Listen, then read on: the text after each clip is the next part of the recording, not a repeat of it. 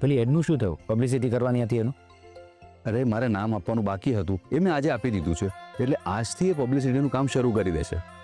Okay બરાબર. અને એનો ખર્ચ શું? પેમેન્ટ આપણે પછી આપવાનું છે.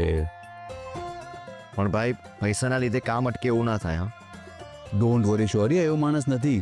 એને મને સામેથી કહ્યું છે કે એ આજે આપણી પહેલી પોસ્ટ શેર કરી દેશે. વાવ, ધેટ્સ વેરી ગ્રેટ. હું એક કામ કરું, હું એને ફોન કરીને પૂછું કે એને પોસ્ટ મૂકી કે નહીં. હા.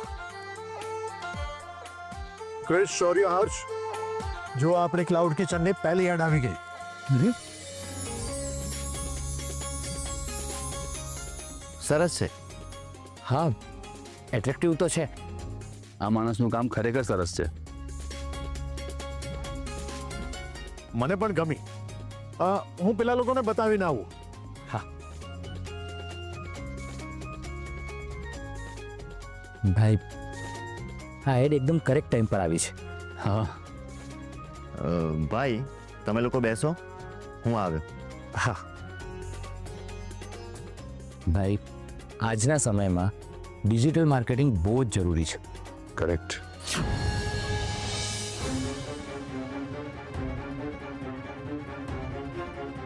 જે મોબાઈલનો સંપર્ક સાધવા માંગો છો તે હાલમાં જોડાઈ શકે તેમ નથી. વર્ષાબેનને આજે 4 ફોન કરે. વરની આટલી બધી વાર સુધી એમનો ફોન ક્યાં બિઝી આવે છે? હજી એક વાર કરી જોઉં. જે મોબાઈલનો સંપર્ક સાધવા માંગો છો તે હજી પણ બિઝી આવે છે.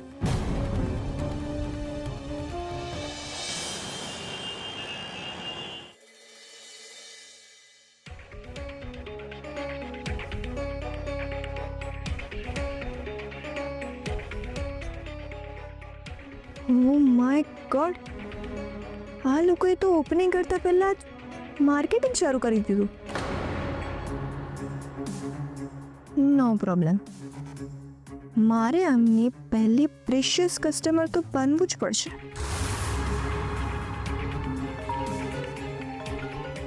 ઓ ગોડ, આ માણસ પૈસાનો પૂજારી છે. જ્યાં સુધી એને પૈસા નહીં આપું ત્યાં સુધી મને હેરાન જ કર્યા કરશે. બોલ. માફ કરજો મેડમ, તમને હેરાન કર્યા, પણ એમાં એવું છે ને કે મારો એક ભાઈબંધ અત્યારે ગામડે જઈ રહ્યો છે. મેં કહું પૈસા એની સાથે જ મોકલાવી દો, મારે એક ધક્કો બચે. સાંજ સુધી પૈસા મોકલાવી આપું છું. હો છે ખાન સુધી. મેડમ મારા ભાઈબંધની બસ તો હમણાં કલાક પછી જ છે. કંઈ વાંધો નહીં, ચાલો ને કંઈક કરું છું. નહીં તો પછી એવું લાગશે ને તો હું મારા ભાઈબંધ સાથે ગામડે જતો જ રહીશ. હા, નાટકો કરતા તો આને જ આવડે છે. અને જો હું જઈશ ને તો પછી કદાચ મારે 8-10 દિવસ રોકાઈ જવું પડશે, અને કદાચ વધારે પણ રોકો. ના ના, તમારે ક્યાંય નથી જવાનું. હું હમણાં જ પૈસા આપું છું તમને.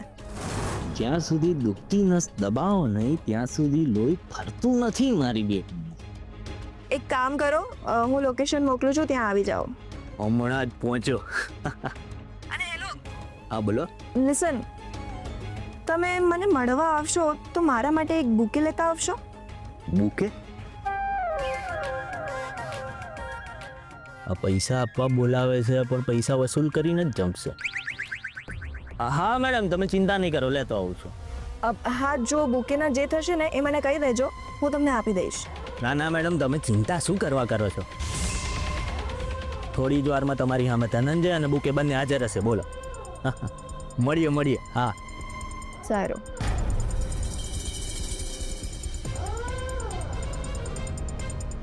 હા, માણસ એ હદ સુધીનો લાલચુ છે ને કે જો યમરાજ પણ એનો જીવ લેવા આવે ને તો યમરાજ પાસે પણ જીવ લેવાના પૈસા માંગે.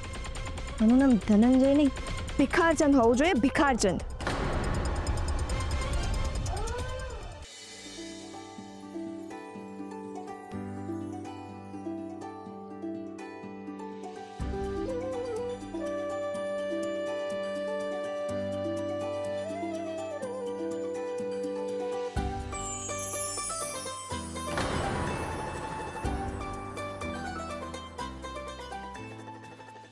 અરે વાહ, એડ તો બહુ જ સરસ છે. થોડા સમયમાં તો ઘણા બધા લોકોએ જોઈ લીધી હશે ને. મને તો લાગે છે કે આપણને બહુ જ સરસ રિસ્પોન્સ મળશે.